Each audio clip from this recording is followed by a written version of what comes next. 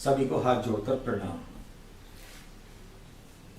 आज का प्रसंग या हम कहें आज का विषय हमारे पास इस विषय को लेकर के कि बहुत सारे उपाय भी कराते हैं, बहुत सारी पूजा पाठ भी कराते हैं, दान करते हैं और बहुत सारे कार्य करते हैं, लेकिन उसके बाद में भी किसी भी कार्य में सफलता नहीं मिल पाती है। आखिर उसका कारण क्या है? तो आज इसी विषय पे चर्चा करेंगे कि ऐसे कौन से कारण हैं कि बहुत कुछ कराने के बाद में भी आप दान भी कर रहे हैं, भंडारा भी कर रहे हैं, आप पूजा करा रहे हैं, बड़े अनुष्ठान करा रहे हैं और उसके बाद में भी सफलता नहीं मिल रही है। ऐसे क्या कारण है? तो उसमें अगर हम कहें, अगर आप अपनी जन्मपत्री का विश्लेषण कराएं और दूसरी चीजें कराएं तो उसमें एक सबसे महत्वपूर्ण कारण होता है कि घर परिवार में या कुंडली में पितरों का दोष होना। अगर आपकी कुंडली में पितरों का दोष है तो उसमें आपका धन है, संतान है, व्यापार है, नौकरी है, स्वास्थ्य है, सारी चीजें ही प्रभावित होती हैं। कैसे? अगर हम धन की बात करें तो व्यक्ति को बैंक बैलेंस प्रभावित रहता है। जैसी ग्रोथ होनी चाहिए वैसी ग्रोथ नहीं हो पाती। अगर आप कहीं पैसा इन्वेस्ट करते हैं तो कई बार वो पैसा डूब जाता है। अगर आप कहीं से कर्ज ले लेते हैं, वो समय से कर्ज नहीं उतार पाते हैं, या आपको अपने व्यापार के लिए धन की व्यवस्था नहीं हो पाती है। दूसरी बात करते हैं, संतान पक्ष प्रभावित होता है। जो संतान होती है उसका पढ़ाई में मन नहीं लग रहा है, बीमार रहती है, चिड़चिड़ी रहती है, संतान का विवाह समय से नहीं हो पाता है, संतान से अनबन रहती है, पिता पुत्र में किसी बात को लेके विवाद रहता है, और या फिर अगर संतान होती भी है तो एबनॉर्मल होती है, वो स्वस्थ नहीं होती है। उसके साथ साथ व्यापार की हम बात करते हैं तो व्यापार ढंग से नहीं चल पाता है। कई बार आपने देखा होगा कि ग्राहक तो आते हैं दुकान के ऊपर, बार्गेनिंग करते हैं और बिना सामान लिए ही चले जाते हैं।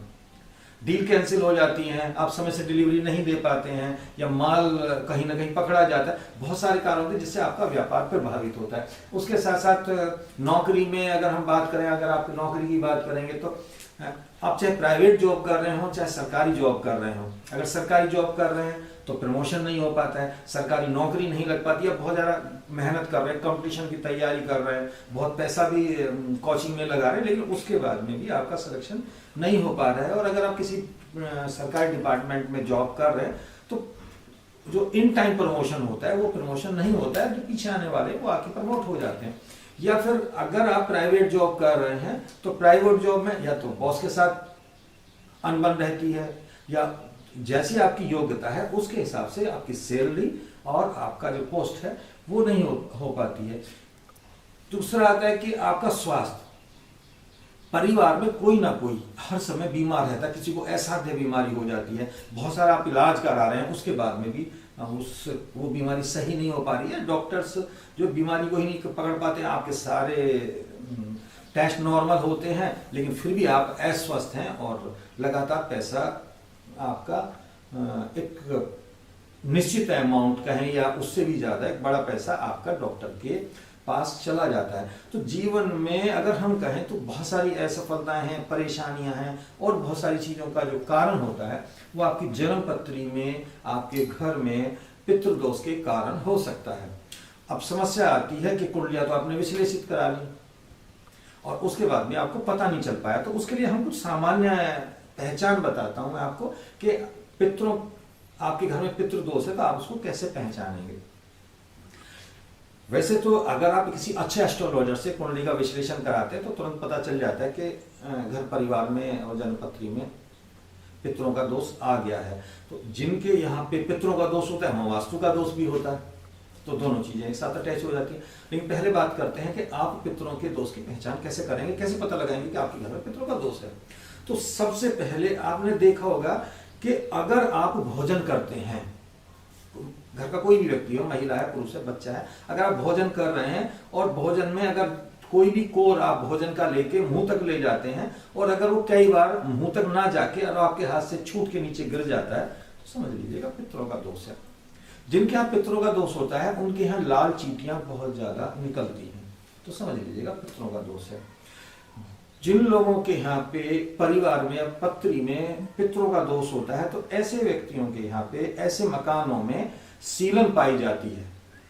आप कितना भी उपाय करा लीजिएगा तो सीलन उस ऐसे मकानों में पाई जाती है। उसके बाद कई लोग टाइल्स वगैरह लगा लेते हैं। टाइल्स लगने के बाद में भी जो आपका जो पेंटिंग है जो आपने दीवारों के अंदर जो व्हाइट वॉश करा लेते हैं तो उसका रंग फेड हो जाता है, कहीं से छूट जाती है या जगह जगह वो रंग उसका बदल जाता है। एक जब महिलाएं खाना बना रही होती हैं, वो लोई बनाती हैं यानी कि रोटी बनाने के लिए आती हैं, तो वो भी उनके हाथ से ड्रॉप हो जाती है यानी कि छूट जाती है। तो कुछ पहचान है ये जिनसे आप पहचान सकते हैं कि आपके घर में पितरों का देश है। एक मुख्य कारण होता है कि जहाँ पे पितरों का दोष होता है वहाँ परिवार के लोगों में वैचारिक मतभेद होता है। यानी कि आप ऐसे समझ सकते हैं कि अगर आपके यहाँ कोई प्रोग्राम होने वाला है, कोई फंक्शन होने वाला है, चाहे किसी का जन्मदिन हो, शादी विवाह हो, और उसके लिए आप कोई मीटिंग अरेंज करने लगे तो वो मीटिंग सफल नहीं हो पाती है। तो यानी कि किसी ना किसी चीज को लेकर अगली मीटिंग तय हो जाती है, यानी विचारों में मतभेद पाया जाता है। तो अगर आप के यहाँ पे इनमें से कोई भी एक कारण हो रहा है तो आप समझ लीजिएगा कि परिवार में पितरों का दोष है। वैसे तो जब आपको ये पता लग जाता है कि पितरों का दोष है, या तो आप किसी अच्छे एस्ट्रोलॉजर से अपने जन्म पत्री का विश्लेषण कराइएगा, वो आपको बता ही देंगे। आप हमारी सहायता भी ले सकते हैं। उसके अतिरिक्त जैसे पता चलता है तो आप उसके लिए करें क्या। वैसे तो सबसे अच्छा उपाय होता है कि आप गंगा तट पे जाएं और सबसे छोटी पूजा होती है तीर्थ श्राद्ध, उसे संपन्न कराएं। बहुत सारी चीजें अच्छी हो जाती हैं। लेकिन अगर आप नहीं किसी कारण से कुछ चीज करा पा रहे हैं तो ऐसे क्या सामान्य उपाय करें जिससे पितरों के दोष में कुछ कमी आए। तो उसके ऊपर एक छोटी सी चर्चा करते, छोटा सा मैं उपाय बताता हूं कि अगर आप उसको करेंगे तो निश्चित रूप से आपको उसमें लाभ मिलेगा। कि उसके निवारण को आप कैसे करते हैं, पहचान मैंने आपको बताई कि आप कैसे पहचान सकते हैं। अब एक छोटा सा उपाय मैं उसके लिए बताता हूं। तो आपने करना क्या है, जो भी आप दैनिक पूजन करते हैं उसको करने के उपरांत में जैसे ही आप सूर्य को अर्घ देते हैं तो सर्वप्रथम आपने करना क्या है कि एक तांबे के लोटे में आप जल लेंगे, स्वच्छ जल लेंगे, उसमें गंगा जल डालेंगे। गंगा जल डालने के बाद में थोड़ा सा रोली और गुड़ डालेंगे। सूर्य देव को सूर्य मंत्र करते हुए, सूर्य का नाम मंत्र लेते हुए कि ओम सूर्य देवाय नमः, वो अर्घ देंगे। अर्घ देने के उपरांत में एक लोटा जल और लेंगे, उसमें थोड़ा सा दूध डालेंगे, जरा से तिल डालेंगे, जरा सा उसके अंदर कोई भी आप मीठा डाल देंगे, चीनी के दाने डाल देंगे। उसके बाद में वो जल आप अपने पितरों के लिए अर्घ देंगे। जब पितरों के लिए अर्घ देंगे तो ओम पितृ देवाय नमः का 11 बार जप करते हुए वो अर्घ आप अपने पितरों को देंगे। और उसके बाद में पितरों से निवेदन करेंगे, हे पितृदेव, आप इस ब्रह्मांड में जहां कहीं भी विचरण कर रहे हो हमारे द्वारा अर्पित जल को कृपया स्वीकार कर लें। उसके बाद उनको थैंक्स बोल देंगे कि आपने हमारी प्रार्थना स्वीकार की और हमारे द्वारा दिया गया जो जल है वो आपने ग्रहण किया। उसके साथ साथ क्योंकि भगवान सूर्य इस पूरी सृष्टि के नियामक हैं तो आपको भगवान सूर्य देव से भी प्रार्थना करनी होगी कि हे सूर्य देव, हमारे पितृ इस ब्रह्मांड में जहां कहीं भी विचरण कर रहे हैं मेरे द्वारा जो अर्पित जल है मेरे पितरों को पहुंचाने की कृपा करें। और साथ के साथ उनसे निवेदन भी करना होगा आपको कि आपने मेरे द्वारा अर्पित जल मेरे पितरों को अर्पित कर दिया, मेरे पितरों तक पहुंचा दिया है। सूर्य देव का भी धन्यवाद करेंगे और पितृदेव का भी धन्यवाद करेंगे। अगर इस प्रकार आप कम से कम 45 डेज या 46 डेज करते हैं तो पितरों के दोष में कमी आती है। साथ के साथ आप उनसे निवेदन करें जो भी कार्य में आप सफलता चाहते हैं, चाहे वो आपका धन से संबंधित हो, संतान से संबंधित हो, व्यापार से संबंधित हो, नौकरी से संबंधित हो या स्वास्थ्य से संबंधित हो।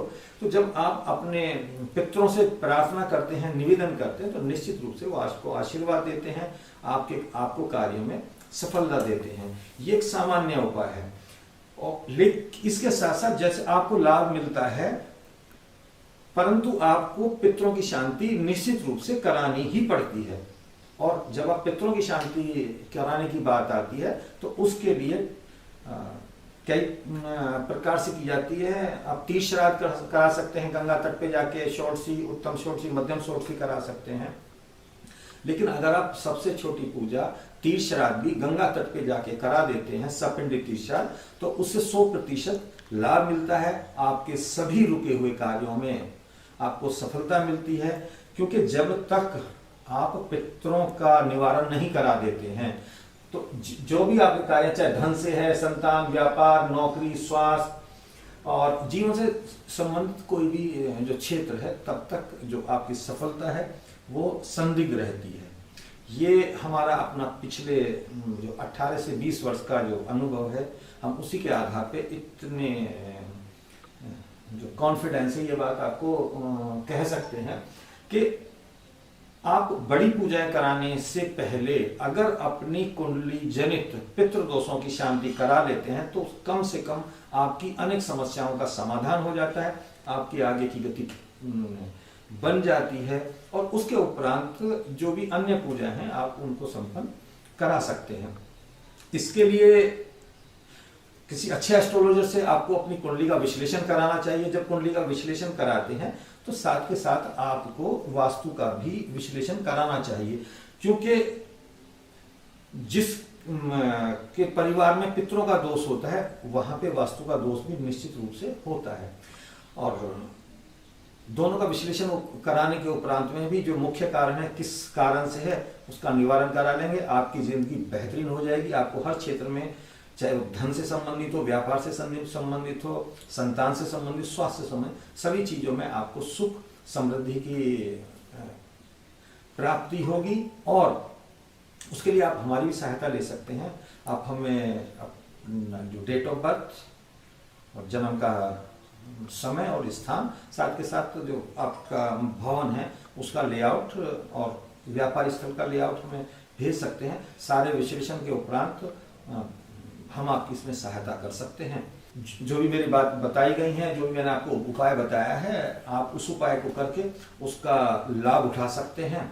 और अगली आने वाली वीडियो को जो हम विशेष रूप से संतान के ऊपर लेंगे कि संतान को क्या परेशानी होती है, इनफर्टिलिटी है अगर किसी को, या फिर संतान प्रोग्रेस नहीं कर पा रही है, पढ़ाई में मन नहीं लग रहा है, उसका कहीं जॉब नहीं लग पा रहा है, उसका स्वास्थ्य खराब है, बहुत सारे संतान को लेकर बहुत सारे प्रश्न होते हैं। उस विषय पे हमारी अगली वीडियो आएगी, तो आप उसका लाभ उठाने के लिए हमारे चैनल को सब्सक्राइब कर सकते हैं।